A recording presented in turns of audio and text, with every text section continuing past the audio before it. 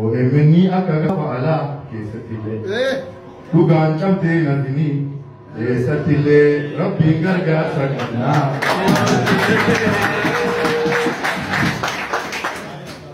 Mangaa nuun jedhanii ashabaarii siin jedhanii gubbaa malee keessa keenya yoo marganii rabbiin gargaarsa qabnaa.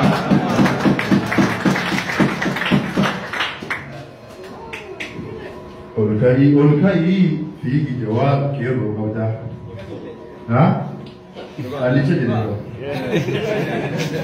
Olkai fiigi jawaab keeroo qabdaa. Dhala atundee gartu jiila qabdaa. Rabbiin gargaarsa qabdaa. Ajaa'iba alichatu gaafannamaa jedhan malee dhadeebe. Jawaarilleen kanuma kabiraa hin hennu. Keeroonilleen kanuma kabiraa hin hennu. Rabbi rizqiin qottubu gaafa kennu rabbiin gargaarsa qabnaa. Magan jedhu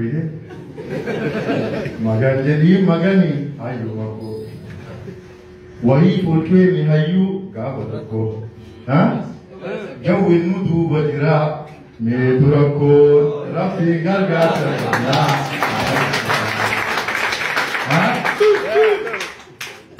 Keeroo kana si galee sifa keeroo qabaachuu qabu. Keeroon biyyaa kumaatama walitee walii gabu. Nu rabbii nu baasee as jirra. Waan as jirruuf hin beeknu rabbiitu nu baasee as jirra. Kanaafiyyuu inni illee gara